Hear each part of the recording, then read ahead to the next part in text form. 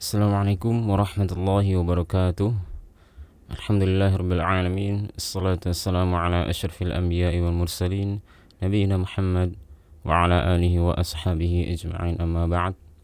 Al-ikhwan wal akhwat dan rahmatullah subhanahu wa ta'ala.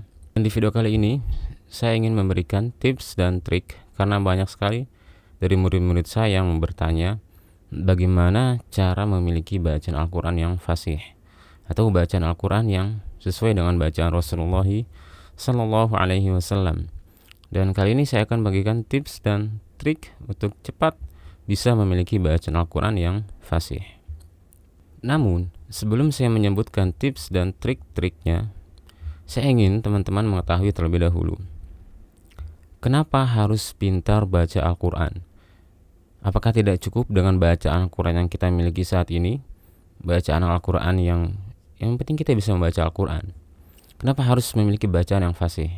Kenapa harus pintar membaca Al-Quran?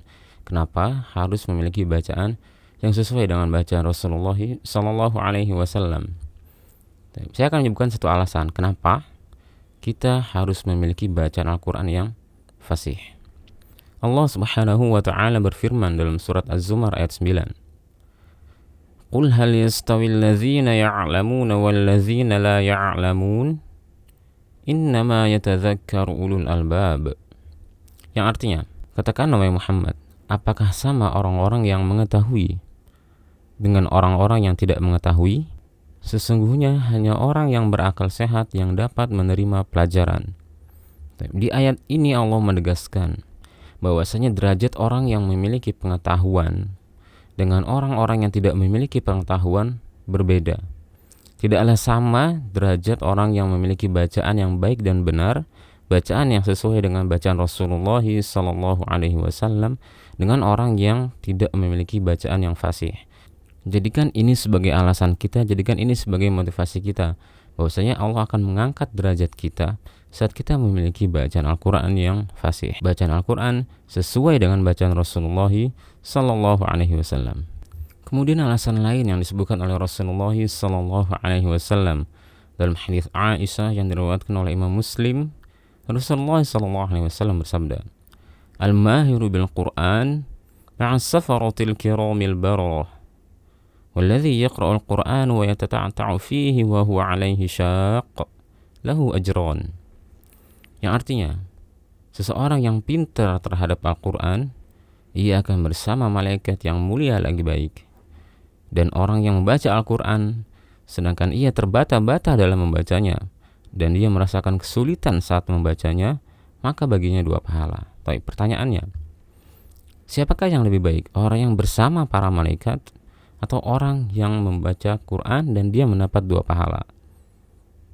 Kalau kita lihat, 2 pahala pertama ia dapat karena membacanya. Kemudian pahala kedua ia dapat karena berusaha dan dia merasa kesulitan, di situ dia berusaha.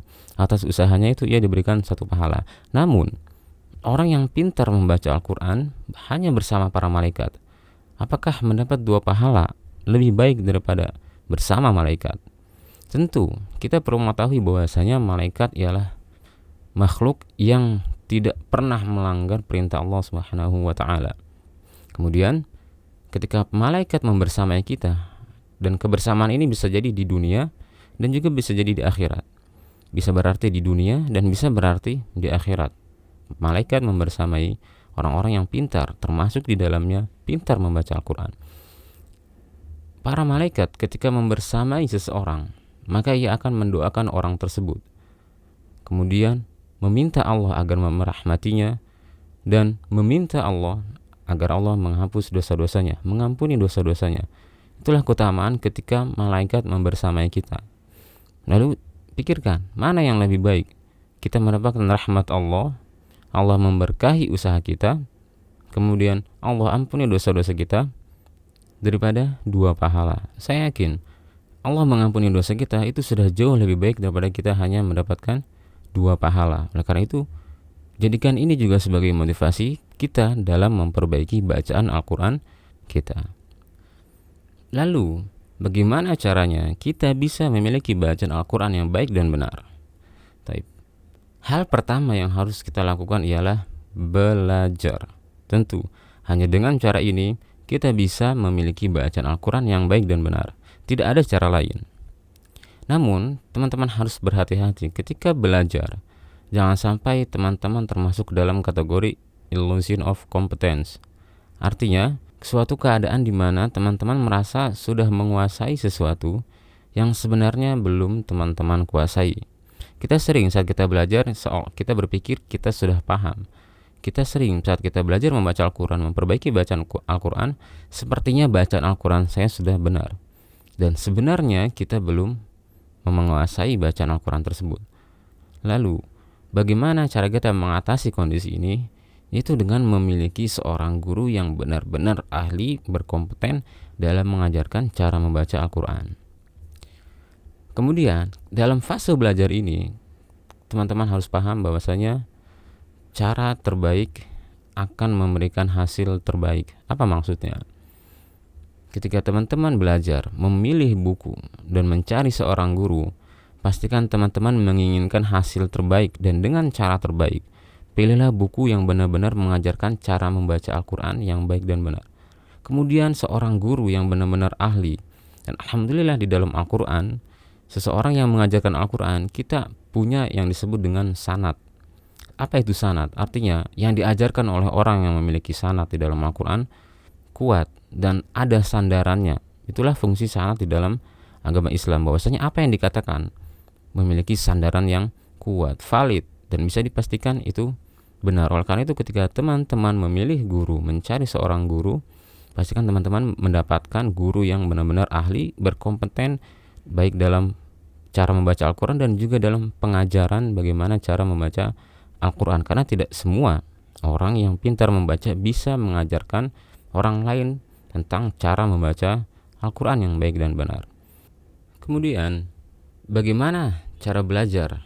Gimana sih cara kita belajar yang seharusnya? Hal pertama yang perlu teman-teman perhatikan ialah kita harus efektif dalam belajar.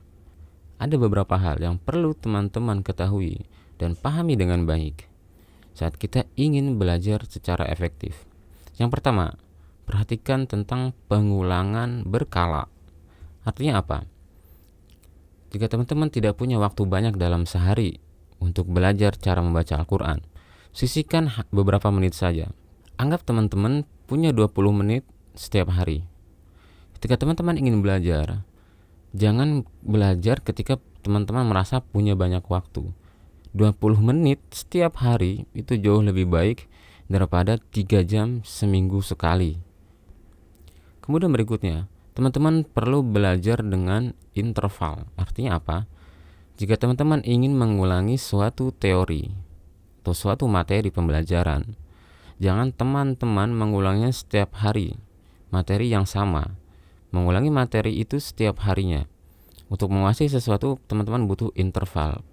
Berikan jeda, jarak. Contoh, teman-teman ingin menguasai makhraj huruf hamzah dan teman-teman mempelajarinya di hari Senin.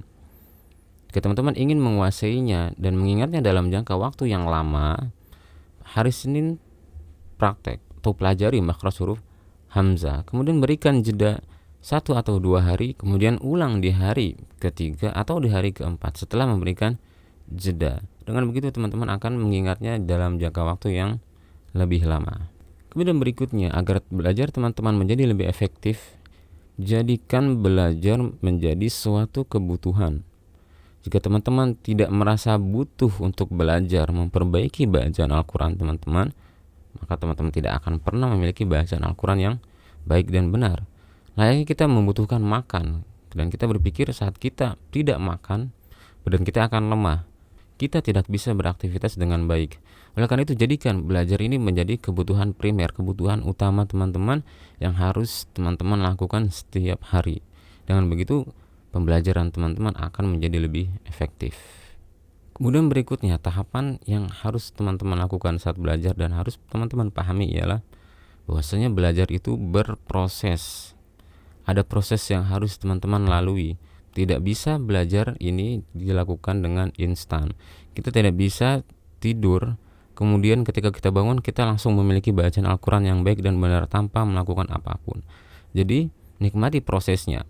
Saat teman-teman memahami bahwasanya belajar itu butuh proses, lakukan hal berikut. Catat setiap kemajuan yang teman-teman lakukan. Tidak masalah beristirahat sehari dalam 1 pekan. Demi apa? Mencatat bahwa apa yang sudah teman-teman lakukan dalam 1 pekan tersebut.